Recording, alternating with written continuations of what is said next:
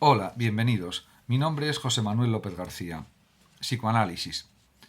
Ciertamente el psicoanálisis fue la creación de Sigmund Freud, este gran psiquiatra y médico vienés, y se puede entender como una crítica de la cultura occidental, entre otras cosas. Podemos decir que el verdadero desarrollo del psicoanálisis se produjo cuando, dejando de lado la hipnosis, descubrió Freud la descarga psíquica y el impulso sexual enmascarado y reprimido. Por tanto, descubrió la importancia de lo psíquico en lo somático, la intervención de los elementos psicológicos en el propio funcionamiento corporal, abriendo de esta manera un nuevo posible cambio en la exploración, diríamos, de la mente humana, el inconsciente.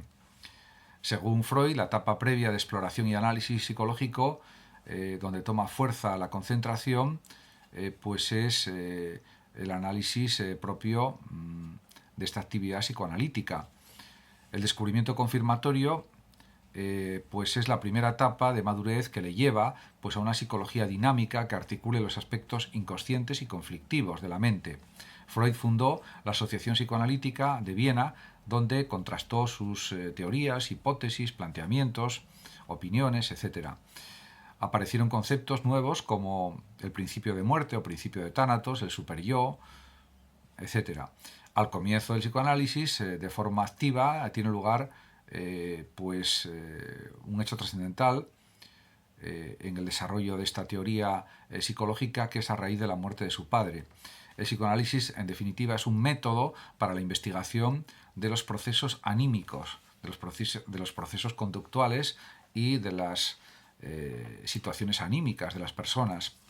En definitiva, eso derivó a que el psicoanálisis fuera un método terapéutico para tratar especialmente las perturbaciones neuróticas y otro tipo de trastornos psicológicos. Ricoeur, por ejemplo, este filósofo, expone la interpretación como ejercicio de la sospecha. Por lo tanto, Freud es también, a la vez de psiquiatra, un filósofo de la sospecha. En dicha supuesta escuela de la sospecha, Freud se alía con Marx y Nietzsche, que también desconfían de la cultura occidental, la critican, también hablan de la desaparición de lo divino, de la muerte de Dios, etc., y de la existencia exclusivamente terrenal, en definitiva de la desaparición de la idea de vida después de la muerte, y esto los transforma en filósofos de la sospecha. En cuanto pues a la ciencia mediata del sentido, la categoría fundamental de este tipo de psicología es la conciencia, pero sobre todo es la relación oculto y mostrado dentro de las partes de lo inconsciente, lo preconsciente, lo consciente, etc. Freud ha entrado, por tanto, en el problema de la conciencia falsa por el doble pórtico del sueño y también de los síntomas neuróticos. Que el analizado amplíe su campo de conciencia, que viva mejor y finalmente sea un poco más libre y a ser posible un poco más feliz, es el propósito o son los propósitos que se plantea el propio Freud como médico y como psiquiatra.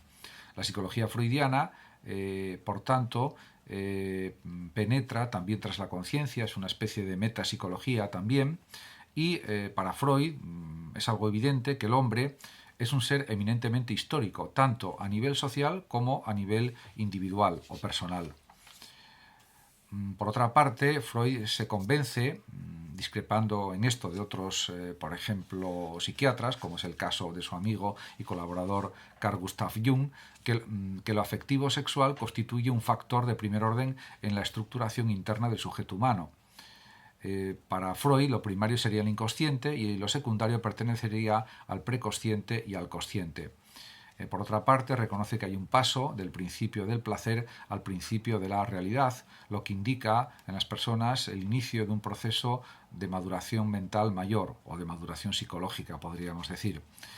Entonces, también señala el valor del amor y de la identificación contra la represión y la regresión. En cuanto a las fases de organización de la libido, de la energía de las pulsiones, pues dice que hay distintas fases. También desarrolla los conceptos de ello, de yo y de superyo. El psicoanálisis, por otra parte, comenzó siendo un método para el diagnóstico y tratamiento de ciertas neurosis, pero luego se amplió pues, a otros padecimientos mentales, por parte también de otros psiquiatras posteriores y otros psicólogos que ya vivieron después de Freud y que siguen todavía practicando el psicoanálisis actualmente.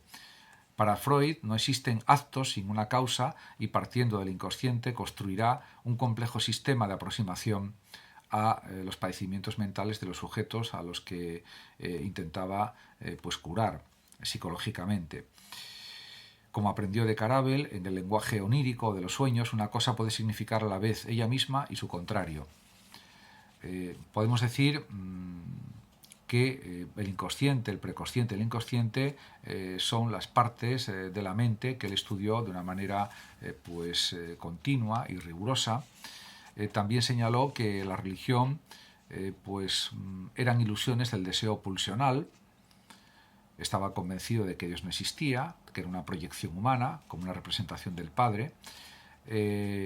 También, por supuesto, distinguió entre eros, impulso de afecto amoroso, y tánatos, el impulso de muerte.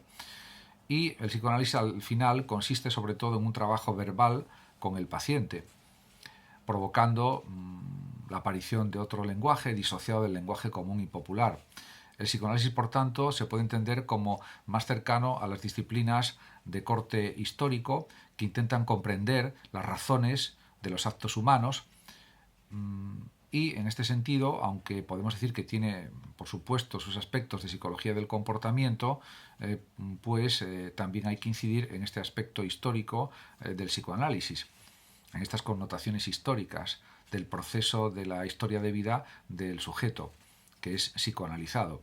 Freud demostró también que lo anímico es inconsciente y que la conciencia es solo una propiedad que puede agregarse al acto psíquico, a su juicio, por supuesto. Freud habla también de pulsión contra el conservadurismo y de represión, y en esa diferencia está el porvenir. Como que diríamos que hay que ampliar el campo de la conciencia, etc.